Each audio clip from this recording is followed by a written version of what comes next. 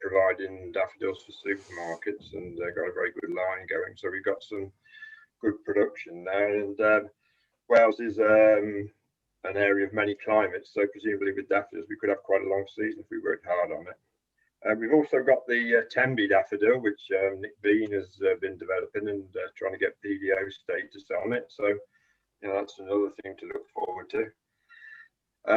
We've got two experts on here. We've got Angela Huckle, who's the veg team leader, and she's also an expert on weeds. So she does most of the SCEPTRE 2 weed control work, SCEPTRE Plus. And then we've got Dave Kaye on, who's a disease man, a plant pathologist, and he's going to take us through some of the diseases that you get in daffodils and the controls. From another angle, we're getting quite involved in farm tourism, and I just see there might be a gap for running events on farms.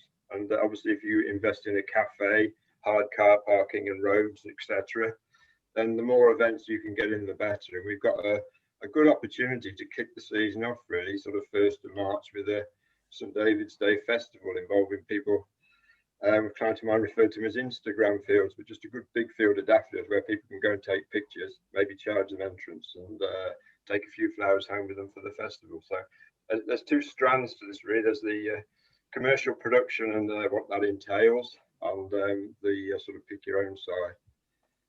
I've worked in daffodils in my time. I was at Stockbridge House in the 80s, and we did work on the virus-free bulbs, but nothing seemed to come much of it.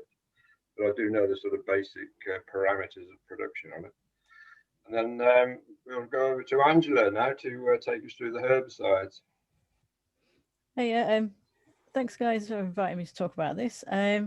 So I don't know if people saw before the AHDB webinar, so I do apologize because the slides are the same, but there's probably more of a chance with this one being an interactive kind of webinar. If you want to fire some questions at me, please do, which you may not have been able to do in the AHDB one. So what I'm going to present today is 2 trials we did as part of the SCEPTRE Plus program, looking at Narcissus. So this Narcissus were included pretty much from the start in the SCEPTRE Plus, AHDB SCEPTRE Plus project, because of concerns from growers about the loss of ligneron, and looking for replacements and how those replacements would fit in with current authorisations, such as Stomp Aqua and Sencorex. And there are also gaps coming in weed control, such as willow herb and groundsel. So what this slide shows here, these are the gaps which the growers sort of reported when they were setting up those trials. So when we chose the products that we were going to include in the trials, what we did was try and choose ones which would target looking at improving control of these weeds. And what we found over the course of this, because we've done these trials over 3 years, starting back in 2018, was that things like nettles, mayweed and south thistle, which weren't included in sort of the first gaps, and shepherd's purse, sort of became more issues with the growers that I was working with. So probably likely due to the loss of ligneron, and also not feeling perhaps that there are existing products authorised, but that hadn't been tested. So people didn't want to go ahead and use them straight away without knowledge of crop safety, such as things like Nirvana. So I'll just go on now to talk about the first trial, which is the Dormant trial. So next slide. So I'll actually do a bit of introduction about the windows for herbicide application. First, I'm skipping ahead of myself there. So you guys possibly know this already, but there are 4 windows, basically 3 to 4 opportunities for weed control using herbicides, which I've listed here. So you've got the dormant period, which has just gone sort of over autumn, winter, depending on when the variety and when the bulbs emerge. So the crop emerges in the new year. So you can actually get a glyphosate on plus a residual. So that would be sort of November, sometimes later. So it depends on your variety when it emerges. And then there's another opportunity, pre-crop emergence. I mean, some crops are already coming up now. So for some crops, this point has been missed, but for other crops, you can still get a late one on in January, such as the crops I had in the trials. And then there's another opportunity, early post-crop emergence, when the shoots are 5 to 10 centimeters tall, to put something like fluoroacelam on with sort of another sort of contact and residual timing. And then the final opportunity, sort of starting with the dormants, is post-flower cropping. So there you're looking at if weed is built up after the harvest period. And this varies from sort of, I found, regional areas. Some people find they need to control weed at this point. Other people find the residuals work quite well through. What I've highlighted at the bottom of that slide is useful fact sheet, is fact sheet 1113, which was put together by John Atwood and Kathy Knott, and also the Narcissus manual. These are quite good resources to look to for advice. Although it was done in 2013, and some of the authorisations have now passed, such as Linuron and chlorprofam, there's still some useful advice in there on timings and authorisations, which are still approved and still available for use. What I say, just check the EBU, check the label before you put it on to make sure you're using something that's authorised. So considering these herbicide application timings, within SCEPTRE Plus, we saw there was a gap at the pre-emergence and dormant period where Linuron used to be used, and at post-flower cropping, looking at alternatives for stomp acro and curved flow to give more control of weeds at that point as well. So the next slide, Ewan. So in the dormant trial, this was the one where we were looking at alternatives, mainly looking at alternatives to Linuron at this point. So one of those ones which, as you may know, became authorised very sort of recently, last couple of years, was metabromuron. So we trialled this at a dormant timing, and we put this in typical tank mixes where Linuron would have gone, such as say with Sencorex Flow and Stomp Aqua. It's a similar product to Linuron, but it isn't the same. So it doesn't control exactly the same weed species, and therefore there are gaps with one of them being small nettle. So we've seen that increasing throughout the trials, and it has less activity on mayweed and black nightshade than Linuron did. So as you can see there, they're moderately susceptible, moderately resistant respectively. So therefore we've looked at other products here which are coded because they're still coming through the system, but working with AHDB, bringing these through. So for example, AHDB 9994, that from work that's in this trial, they're looking at emus for that product. And once the product's authorised, then they'll release the code so you can look back at the work and see where it's useful and where it would fit. So if I go back to 9987, this is a purely residual herbicide, has no contactivity at all. So when it does come through, it's something that needs to be put on when there's good moisture and before the weeds have emerged. But if it's put on at that point, and I've seen it in various trials, including my brassica trials, it works very well on shepherd's purse, mayweeds, annual meadowgrass, fat hen, groundsel, sow thistle. So then if you've got weeds that have emerged, 9994 works well on very small sort of cotyledons.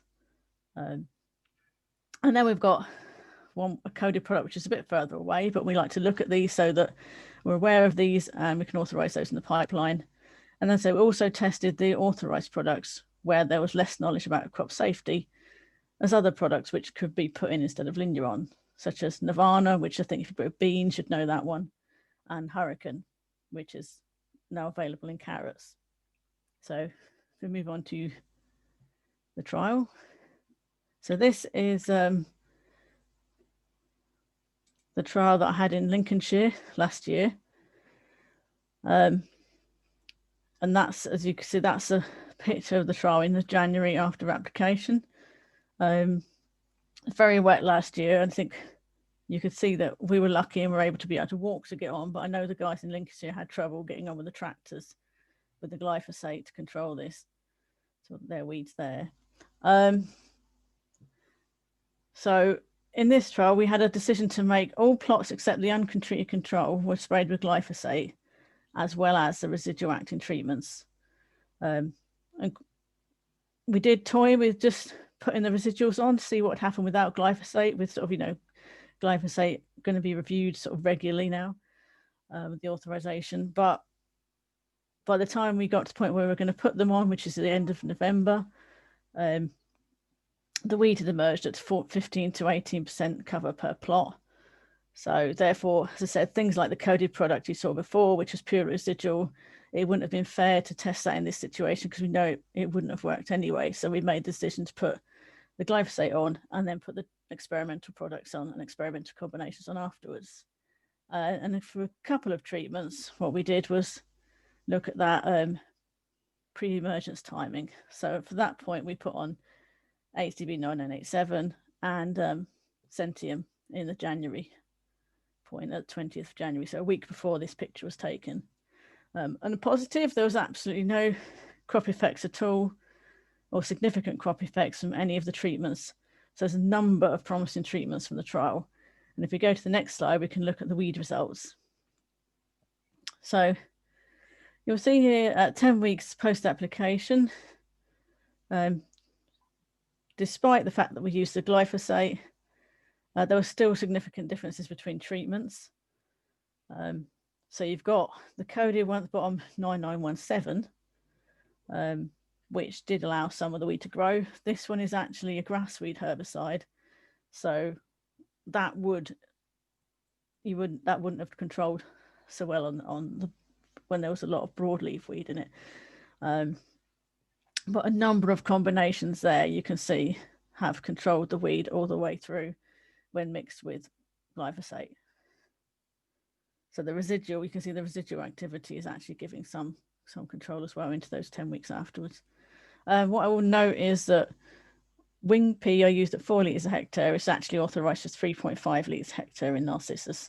So that was an error on my part when writing the list, but sort of highlight that it's not authorised for use at that rate.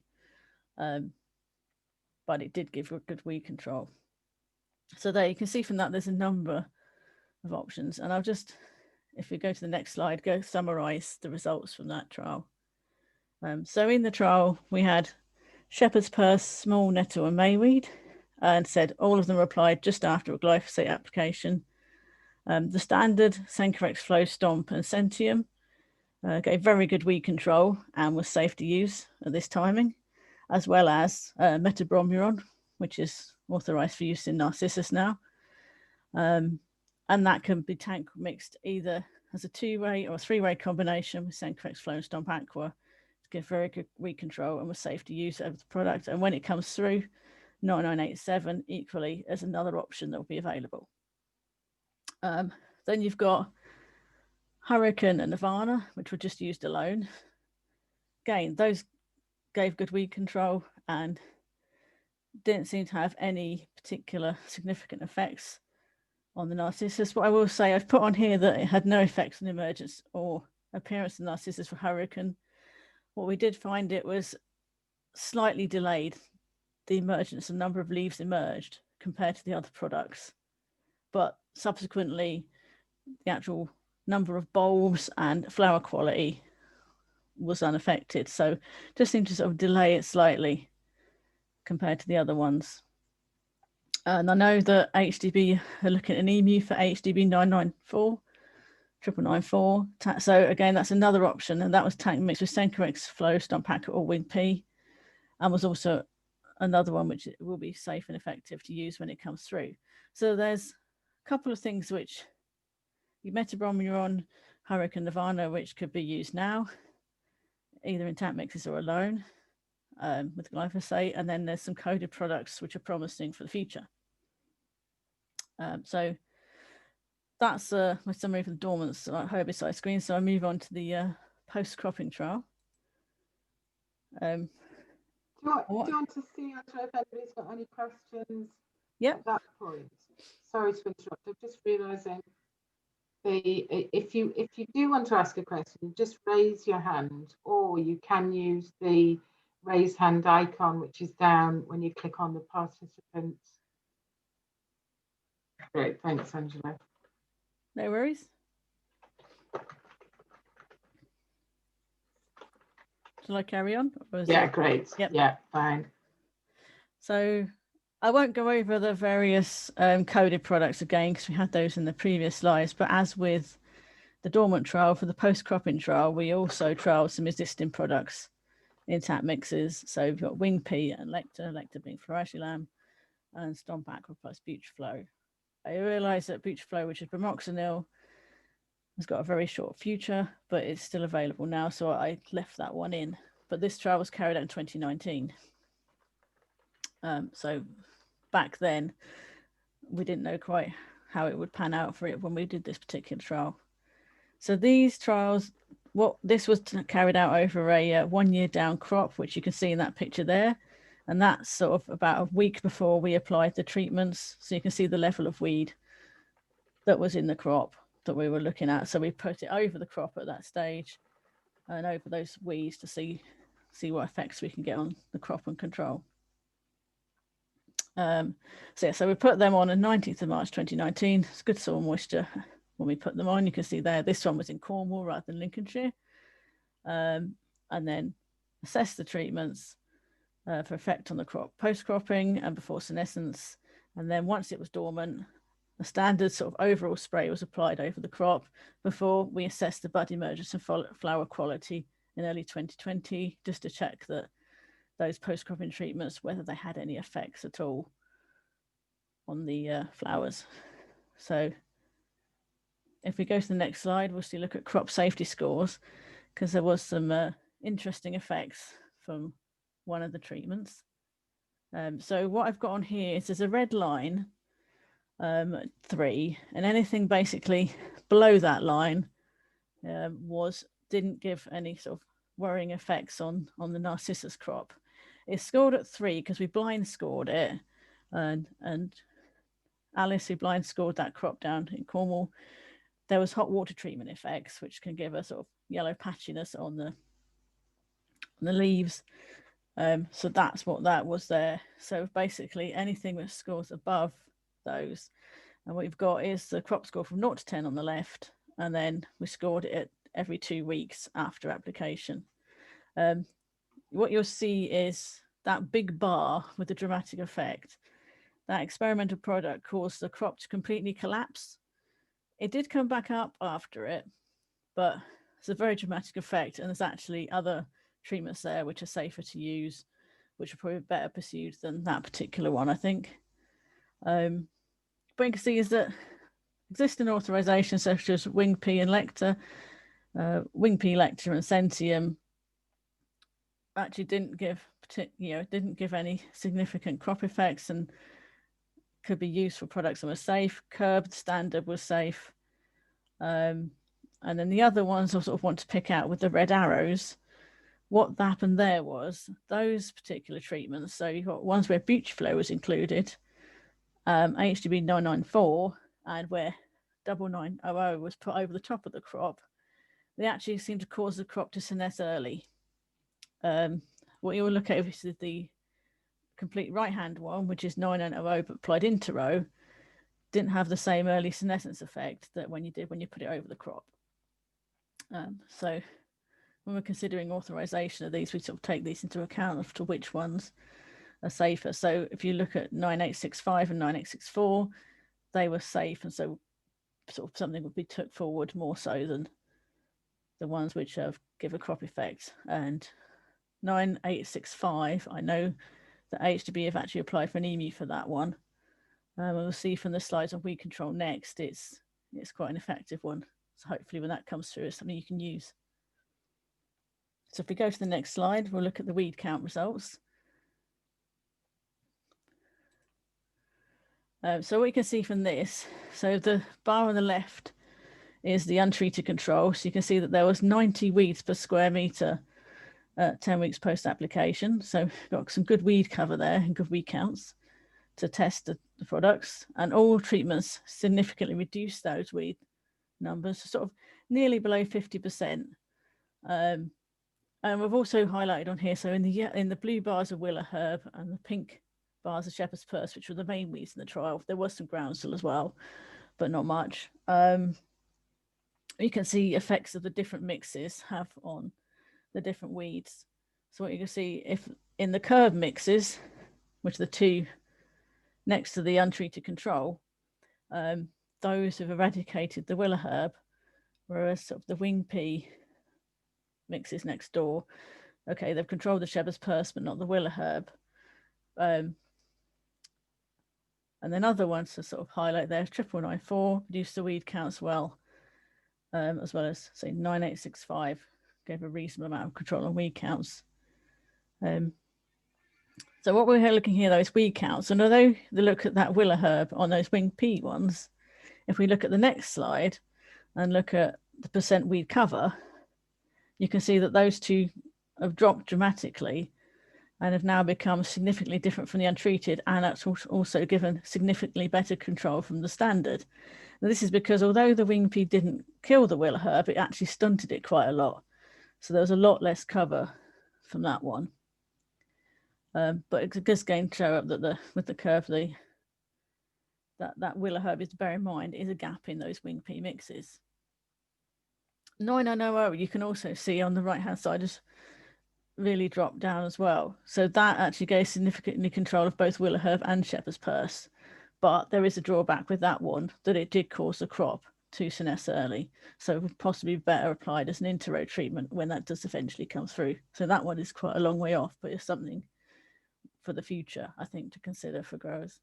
And you see 9865 sort of about sort of midway along. I think that one you can see there it's giving has nearly as good a weed control as wing pea. So that when that's on its own, so that could be something once that gets authorization that you could use at this point if you've got weeds sort of post cropping. That's authorized in cereal crops, and the way we came back thinking about testing that one was there was a guy with a cereal agronomist, and he found he couldn't kill the daffodils in his cereal crop. So he said, why don't you give this a go? It might be safe over the top. So that's how that one came in. But hopefully keep an eye out for that. That hopefully will come out perhaps, in a year or two when the emus come through, but it could be a useful one for that timing. So I think I've just got a summary now just of those trials, which kind of repeats a bit what I've just said. So all the treatments were crop safe except for 9921. The plots treated with Butriflow said 9994 and 9900 seemed to droop off senesce early. So that's something to take into account for authorization. And I said 9900 might be better used as an inter-row product. And then all the treatments actually significantly reduced percent weed cover, with the exception of the standard and Butriflow Stomp Aqua. So we've actually got, where you've got things like shepherd's purse and willow herb as a combination. So this trial, you've got those combinations there with wing pea, and so the 9865 and the 9900, which actually improve weed control over the current standard in that situation. But so to bear in mind, tank mixes containing curb did significantly reduce the willow herb. So curb, if you've got willow herb, it's worth still considering curb in the mix as well. So there were no significant effects on emergence, bud numbers or flowers in the treatments from any of the treatments the year after. So from that way, they all look safe, although there does seem to be an effect on early senescence with some of them to take into account. So I've got a final sum up with the key points. So I said, just going back to the first trial that I talked about with the dormant applications, I think metabromide is authorized. I think it's a useful and safe alternative to Linuron, and can be mixed safely with Stomp Aqua or Sencorex Flow, depending on your weed spectrum and what you want to control. But you've also got Nirvana and Hurricane, which were safe and useful, and could also be put in the situation, sort of, in that dormant situation. These weren't, I would say, they were not tested in tank mixes in this trial, so I don't know how the crop safety would compare if you put them in with the other ones. So if you are going to tank mix them, sort of do that carefully on a very, very small area and see how that goes. And then we've got some coded products there, which I know that AHDB also progress for the future, which will also fill weed control gaps that I've listed there. In the post-cropping situation, I think, say, as you saw, wing pea and lecter gave better weed control than Stomp Aqua and Curve Flow in that particular weed spectrum, but for curb floaters, our control of willow herb. So it's to look at the weed spectrum you've got and pick the products to match. And then we've got 9994, which could be a useful addition for the future. But they did cause the crop sickness early, but when it comes through, 9865 was the one which was safe and effective and didn't have any effects on crop senescence. So once that comes through, I think that could be useful. As again, no detrimental effects were seen on any of the flowers in the following season. So it's good news. There's quite a few codes there, but hopefully they'll become available in the pipeline and become available for future for you to use. But in the dormant scene now, at least you've got sort of metabromuron that's come through and a couple there to sort of keep things cleaner over winter. So I think, any questions?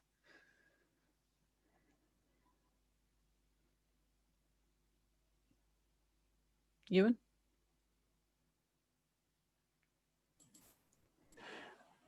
Good. Can we see any questions that have popped up in the question bar? Because I don't see that just yet.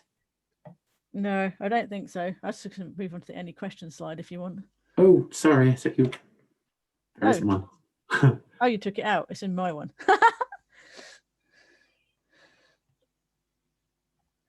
Any questions?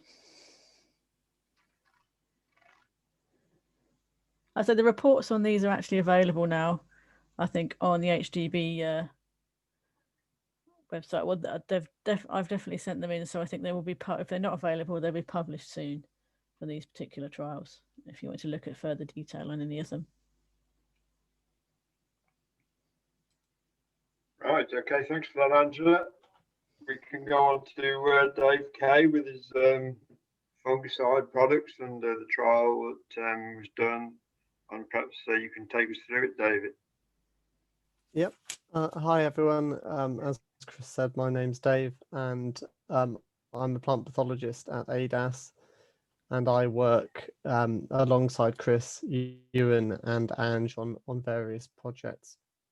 So today I'm going to speak with you today about some more SCEPTRE Plus projects. Well, one project that ran over 2 years with 2 years worth of trials, looking at identifying new products to control white mould and smolder in Narcissus. And as Ange said, similar to her trials, the report for this project is also available on the AHDB website if you'd like to get more information. Like Ange's trials, these are funded by the AHDB, so the levy payer, and also supported by agrochemical companies as well. Next slide, please. So the UK is the biggest producer of Narcissus in the world. And we grow for the domestic market as well as internationally. And we know there's several issues and challenges with growing Narcissus, but the two most probably challenging foliar fungus pathogens are white mold, Ramularia vallis, and also smolder, Botrytinia narcissicola. Ewan, if you could just click, please. You might get another picture come up. Oh no, go back. You may have removed that. Yeah. So these two pathogens, diseases are quite different. They're distinct. However, fungicides that work on one often work on the other, and their life cycles mean that they tend to emerge or develop at the same time. So using the right chemistry, you can kind of get it's a bit of a double whammy approach, and you can target white mold and smolder at the same time and control them both. White mold tends to come from trash remaining on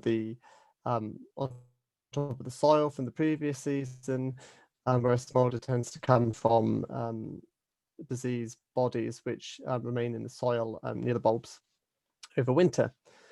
But as we all know, the number of actives available is in decline. The industry standard that we tend to use to control these diseases is Tracker, which is boscalid and epoxyconazole, and epoxy is being withdrawn at the end of the year, I believe.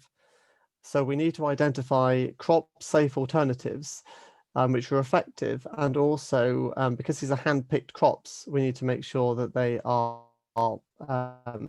safe for use for the staff who are harvesting them. Next slide. Next slide, please.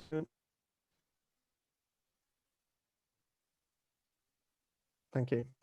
So as part of this project, which ran over 2 years, we ran 2 trials in the same field.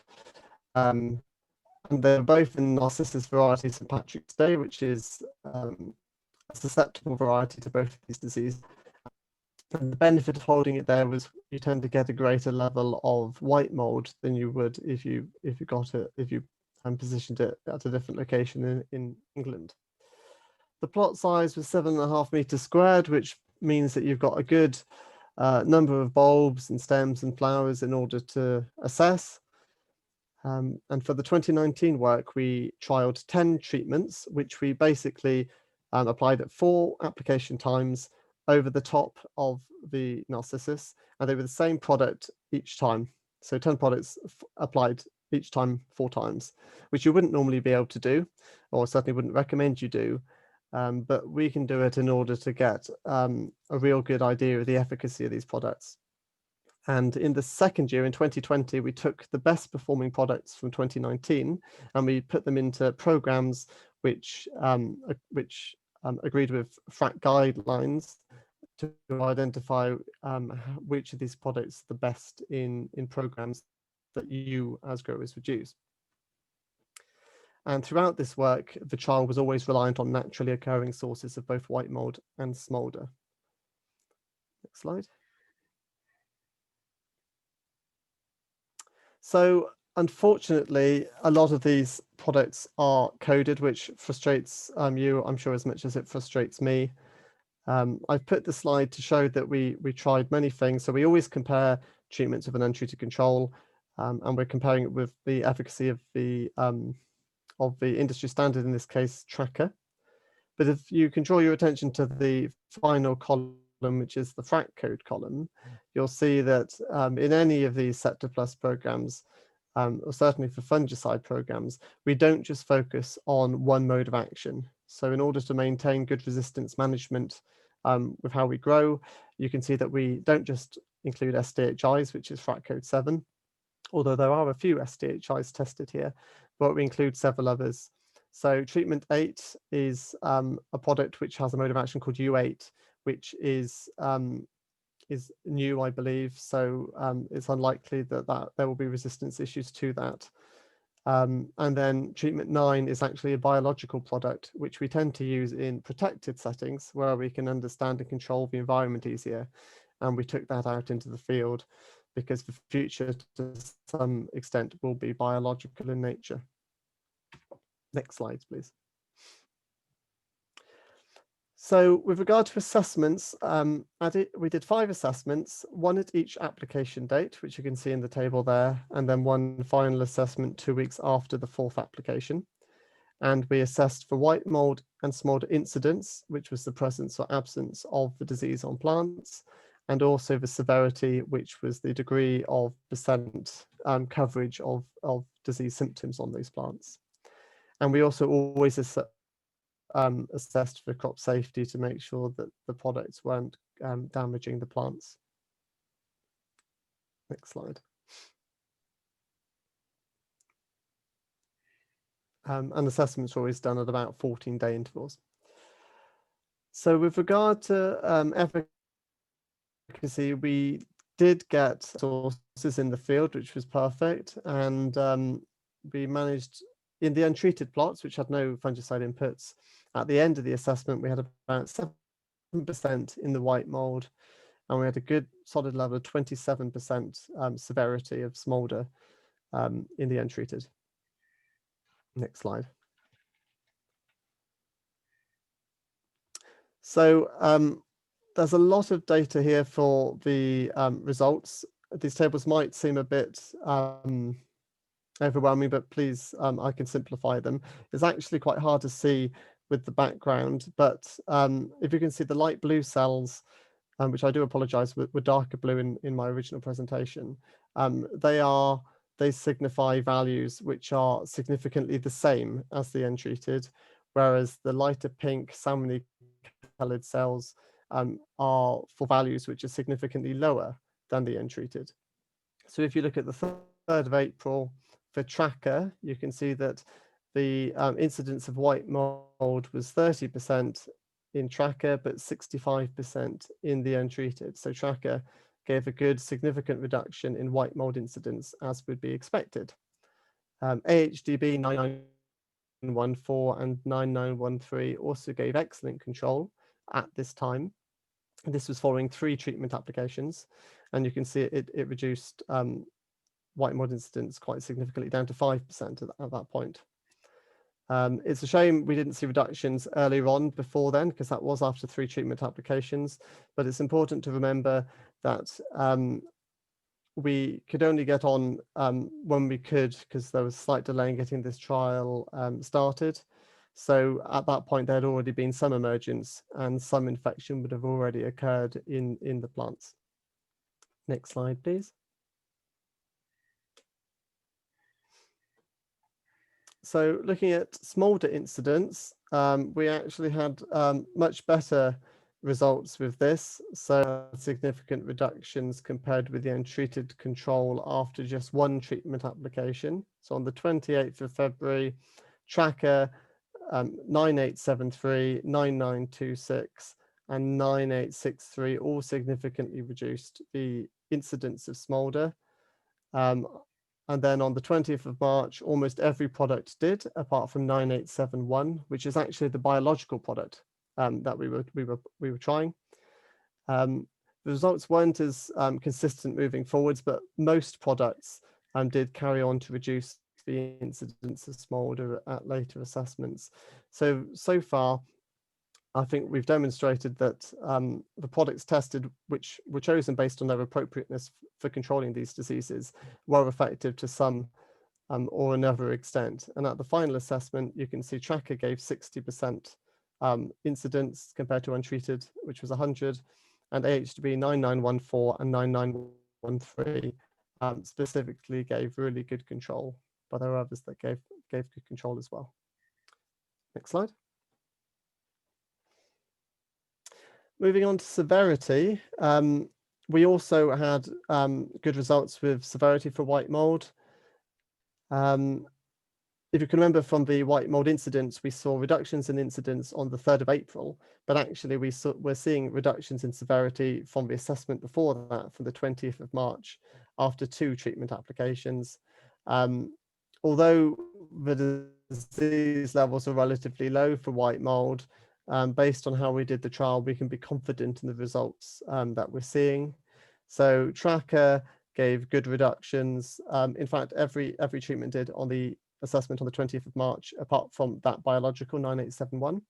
But that did actually give a reduction in severity compared with the untreated by the 3rd of April. And I think the next slide will show that in graphical form, which might be a bit easier for you to see with the colors. So this is the final assessment. So there was 1 product that didn't give a reduction, which was 9873, which is highlighted in blue. So any bar in blue didn't give a significant reduction, whilst the green bars did. And you can see when you can compare with tracker, the industry standard, that 3 of the products did particularly well at reducing white mold severity, 9914, 9913, and 9926. But all of the other products, apart from 9873, also gave significant reductions, which is very promising.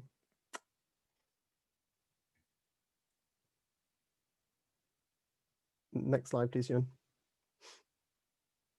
Great. Moving on to smolder severity, we had even better results.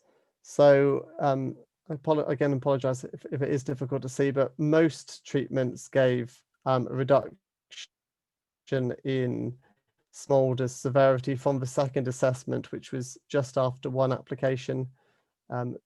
At the final assessment, every product did, with tracker reducing the severity of smolder down to 4.25% compared to 27% in the untreated.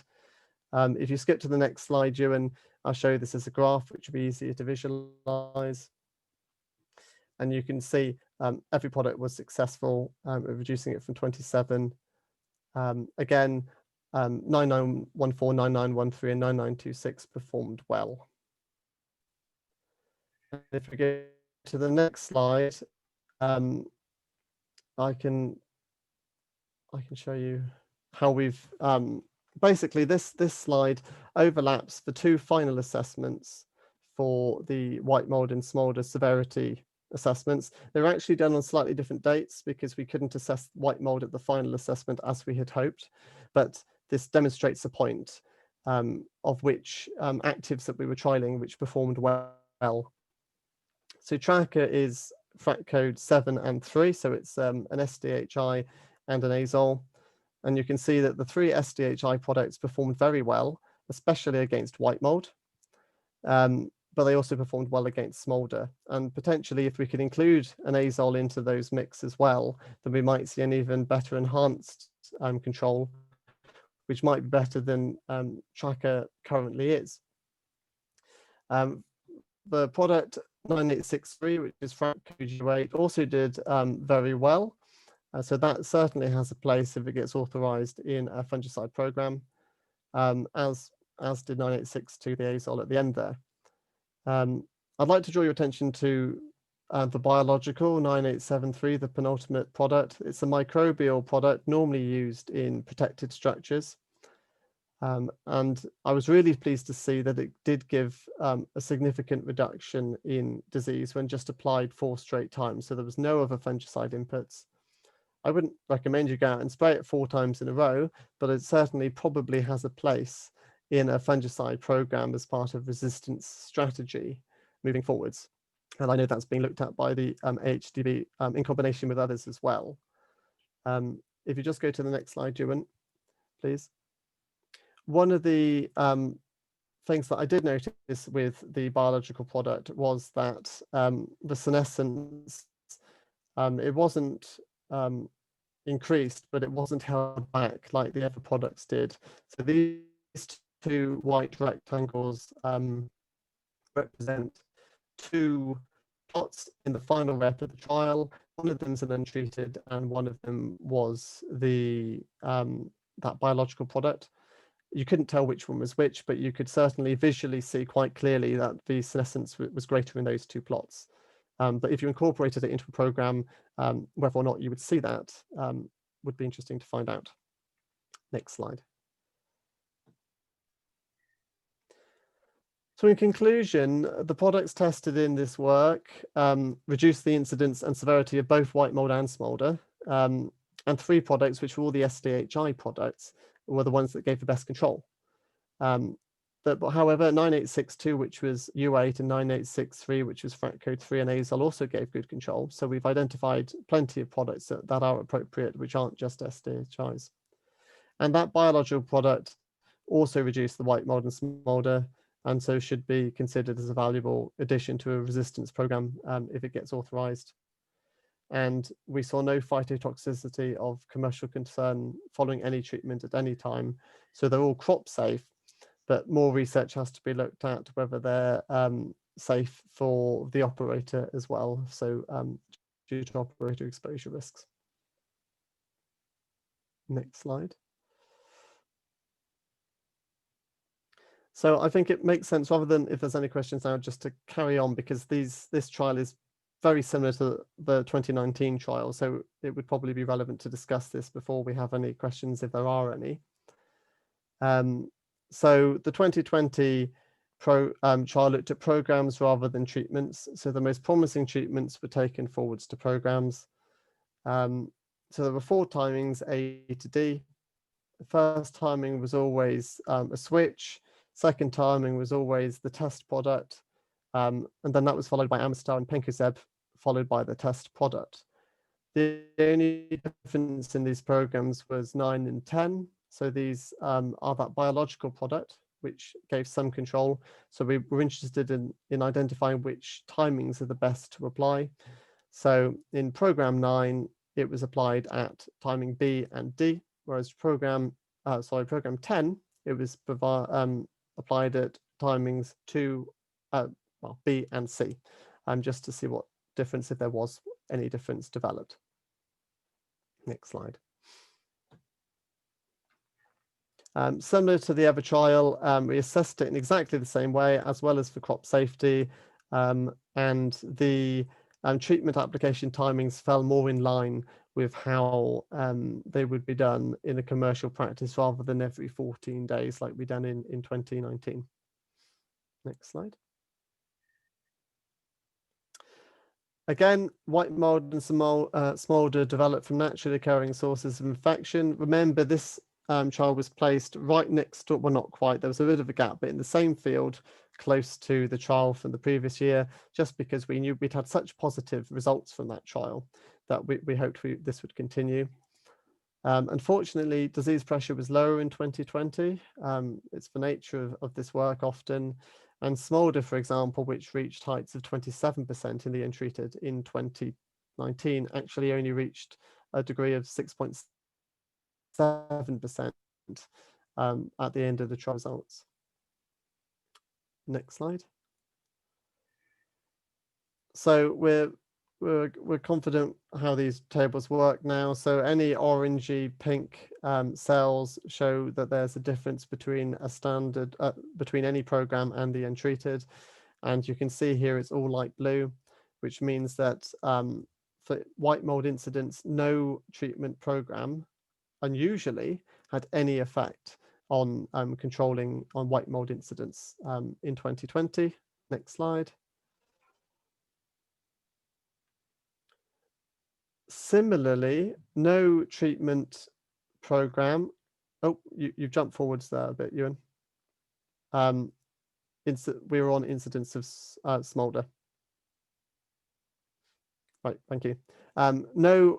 No product or program gave any control in 2020 for the incidence of smolder either. Again, because of the time that we could start the trial, most of the plants had already become slightly infected with these diseases. So it wasn't necessarily surprising that we didn't have very low levels, but we were hoping for differences to occur. Next slide. Looking at severity, we didn't see, again, any differences between how a program performed and the untreated control, which is very disappointing with how the results and the trial had panned out with the previous year.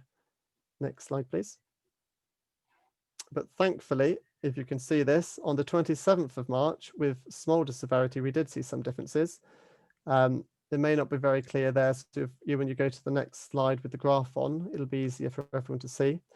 So the orange bars show significant differences this time.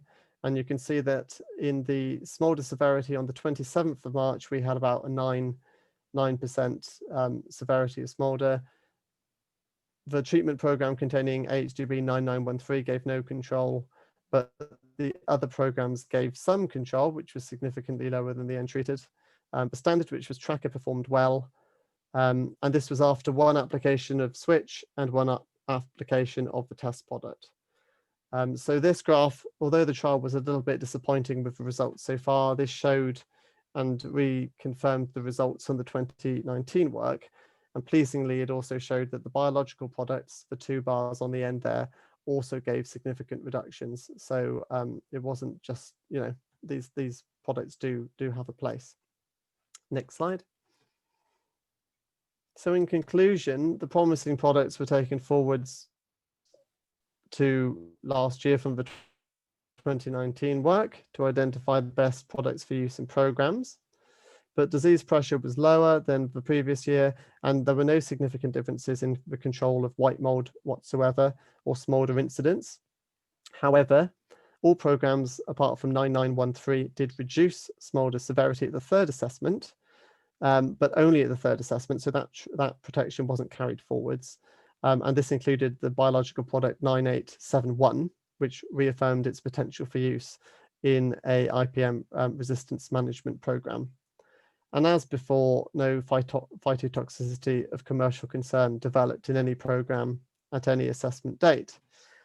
So the two trials were a little bit mixed. With the such positive results from 2019, we had hoped for better with 2020, but ultimately several products which are good alternatives to tracker have been identified. At least 4, if not 5 of these are currently in the EAMU program to get them authorized. So I expect in a short amount of time or within a year, we should start to have some good alternative products available for you to use on Narcissus to control these two diseases. Thank you.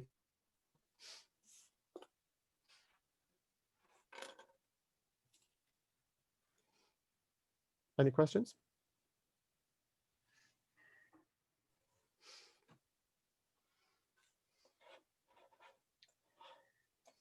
Right, we're quite good for time. Is there any questions for Dave on the pathology work, or Ange on the weeds? Well, we've taken the time up pretty much. So there's a few facts about daffodils, Narcissus. By the way, Narcissus is just the Latin name of daffodils, so if you're confused by the two. We normally plant August, September, and the normal planting rate is between 12 and 18 tons per hectare. And there's apparently 30,000 flowers in every ton, so you don't need many to get a huge amount of flowers. And it looks like the rough back of a 5-packet envelope would be 125,000 flowers per acre, so that would be plenty. And also the bulbs double every 2 years in weight, so I know you have to dig them up and treat them every now and then, but quite a lot of scope here for easily producing a flower field to go along with your other farm attraction. Okay, if there's any more questions, we'll turn back to the organisers. That's great. Thank you, Angela, Dave and Chris. That was really informative. And thank you to everybody who's joined us this afternoon. Just one last chance for any questions before we bring it to a close. No, everybody happy? Great. You can always follow up afterwards with us if something springs to mind when you've exited the webinar. Thanks for being a part of this. And if you want any further information on Tyfu Cymru, please do get in touch. I'm sure you know by now it's 100% funded training and development for commercial horticultural businesses in Wales. We've got 2 online meetings this week to draw your attention to. Chris is doing a virtual advice session tomorrow at 12. And then on Friday, we've got an email marketing session on how to use MailChimp. That's Friday at 2.